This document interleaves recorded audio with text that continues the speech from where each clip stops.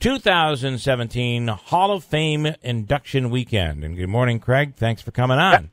I've got my rowboat in my backyard for the last month and a half, Bill. So hopefully, it looks like the baseball gods are going to smile on us this weekend in Cooperstown. We're going to get some great weather. It might take a while to dry everything out, but at least this is going to be a good start. So, again, great weekend underway. Just give us a recap of what you have going on this weekend. Absolutely. So we're starting today's really the start of the weekend where we do the Ozzie Smith Play Ball event that raises money for our educational mission. We do that this morning here in Cooperstown with Ozzie and Randy Johnson and Randy Johnson, Fergie Jenkins, and Ryan Sandberg. So that's going to be a lot of fun. Then we get really into it tomorrow. Awards presentation at 4:30, where Claire Smith will receive the J.D. Taylor Spink Award. Rachel Robinson, Jackie Robinson's widow, will receive the Buck O'Neill Lifetime Achievement Award. That in itself is worth that alone to see Rachel Robinson talk about living history right here in Cooperstown.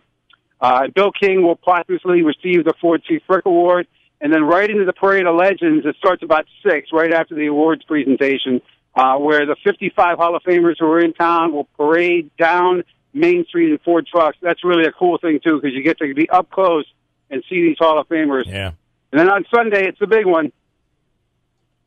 Induction ceremony at 1:30 p.m. at Clark Sports Center. Jeff Bagwell, Tim Raines, Yvonne Rodriguez, Bud Seelig, and John Truel. It's a class of 2017.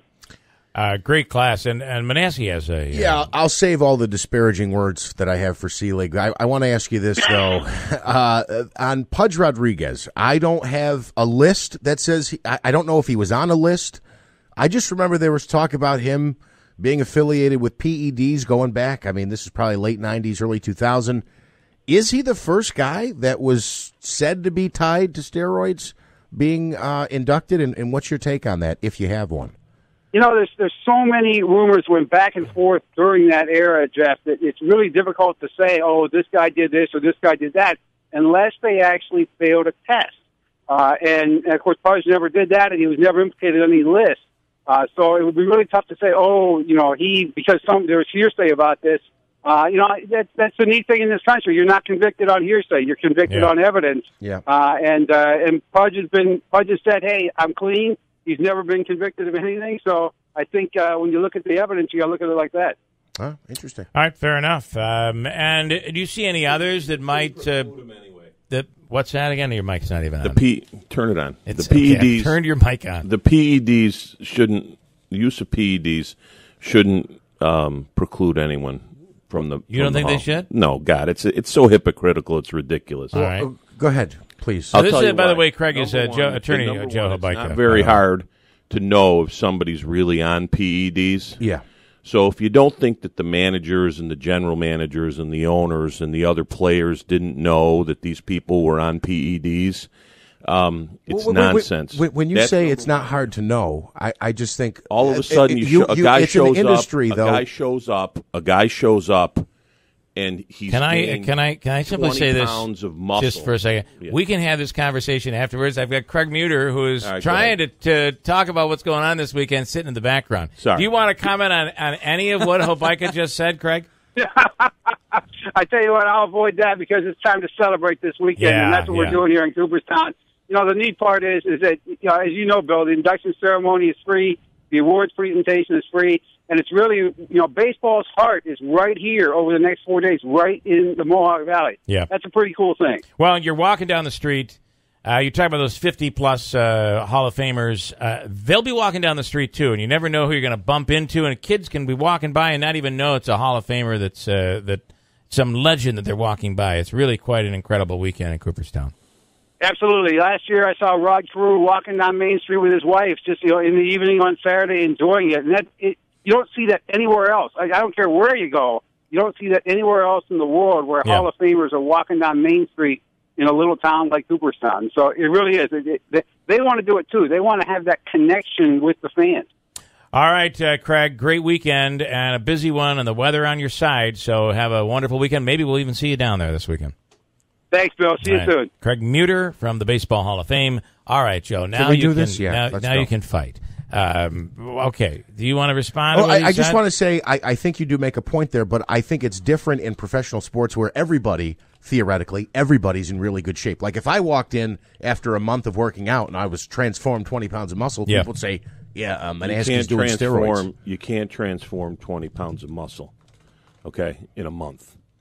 Or whatever, in an off season. It wouldn't matter. You can't transform 20 pounds of muscle in an off season unless you have some help. Okay? Oh, that's what I'm saying. I understand, but the reality is that a lot of these guys were walking around in completely different physical makeup. Okay, it was rampant throughout the major leagues. So, your whole thing is that the people are going to the management, the coaches. Right. They all had to know, and it was like the dirty little secret. Selig. Right, they all knew, and now. Selig. Because the public looks on it negatively, and all of a sudden Congress got involved, if you remember back then. Now all of I a don't sudden, really think they were looking on it negatively when guys were hammering home runs out of the park left and right. I mean, it didn't seem to me, look, all of a sudden you got all these guys hitting 60, 70 home runs, 50 home runs, guys that couldn't get it out of the park hitting 40. It's just so if this is the first steroid rumored inductee, who becomes the second? Boy, I'll tell you, that's a good question. I mean, is Mark McGwire worthy of? It would have to be Bonds. I didn't want to get into Barry this whole Bonds? thing with Craig in that. So is it only Bonds, McGwire, Sosa, and Clemens who pay the penalty? Yeah. Right. If Joe, Clemens you're right. It was rampant. Yeah. But are these the 4 or 5 guys that end up paying the penalty? I for don't everyone? quite understand. Like I don't quite understand. I mean, look, the reality is it's just like the Pete Rose thing. Right. I mean, the guy was the greatest. Well, one of the greatest hitters that ever played the game, and so and base runners. Right. And you're sitting there and you're now saying that somehow, he bet on the game, so he shouldn't be in the Hall of Fame.